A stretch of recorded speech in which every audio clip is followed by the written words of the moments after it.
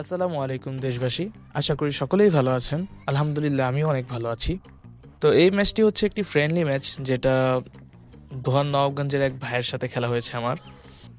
তো ম্যাচ শুরু হওয়ার সাথে সাথেই দেখলাম যে নেটের অবস্থা খুবই বাজে। প্লেয়ার খুবই স্লো দৌড়াচ্ছে, আবার মাঝে মাঝে একটু ল্যাগও দিচ্ছে।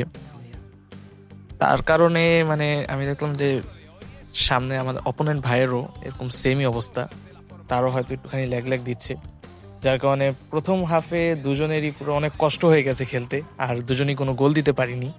তো এই ল্যাগের মধ্যেও অপোনেন্ট ভাই এখানে বেবোতে দিয়ে একটি লং বুস্টার শট মারা ট্রাই করছিল, কিন্তু বুস্টার শটটা একটু বেশি বুস্ট হয়ে গেছিল, যার কারণে গোলটা হয়নি। তো ফার্স্ট হাফ এভাবেই চলে গেল, নেটের সমস্যার কারণে আমরা গোল কেউই দিতে পারলাম না। সেকেন্ড হাফে এখানে গিয়ে আমার বাতিস্ততা সুন্দর একটি গোল দিয়ে দিল।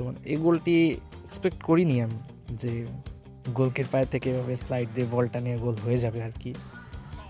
তো এভাবে আমি এক গোল লিডে চলে গেলাম, আর এখানে অপোনেন্ট ভাইও অনেক সুন্দর করে পাস পাস দিয়ে খেলে সুন্দর রাইকার দিয়ে একটি সুন্দর থ্রো পাস দিয়ে লিওনেল মেসিদের গোলটা দিয়ে দিল। আর এই গোলটি খুবই অসাধারণ ছিল গোলটা।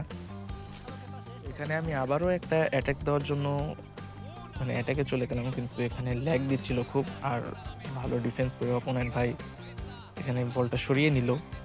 তো আমি এখানে সেম প্যাটার্নে বারবার অ্যাটাক দেওয়ার ট্রাই করছিলাম, আর বারবারই অপোনেন্ট ভাই ডিফেন্ড করে ফেলছিল।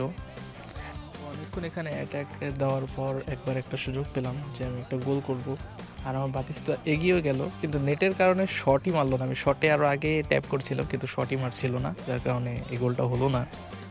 তারপর আমি এখানে লেফট সাইড দিয়ে অ্যাটাকে ট্রাই করলাম, আর এখানে ভেনিসিয়াসের পায়ে বল চলে যাওয়ার পরে হঠাৎ আমার গেম ফ্রিজ হয়ে গেছিল, 1 সেকেন্ড 2 সেকেন্ডের জন্য, যার কারণে এখানেও আমি গোলটা দিতে পারলাম না। তারপর এখানে অপোনেন্ট ভাই খুবই ভালো পাস পাস দিয়ে খেলে সুন্দর একটি পাস মেসির পায়ে দিয়ে দিল, আর মেসি এখানে সুন্দর একটি গোল দিয়ে দিল। অপোনেন্ট ভাই এখানে অনেক ভালোই খেলেছে, পারফরমেন্স খুবই ভালো ছিল। তারপর এখানে আমি আরো অনেকবারই অ্যাটাকে যাওয়ার ট্রাই করলাম, কিন্তু আমি আর গোল দেওয়ার সুযোগ পেলাম না।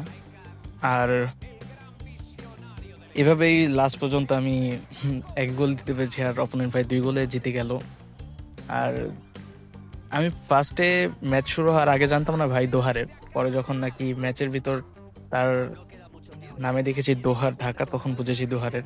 আর আমি নিজেও এক হিসাবে দোহারের ছেলেই, দোহার নবগঞ্জের ছেলে, কারণ আমার নানুর বাসা এখানে। আর আমি বেশিরভাগ আমার জীবনের বেশিরভাগ সময় আমি ওইখানেই কাটাইছি।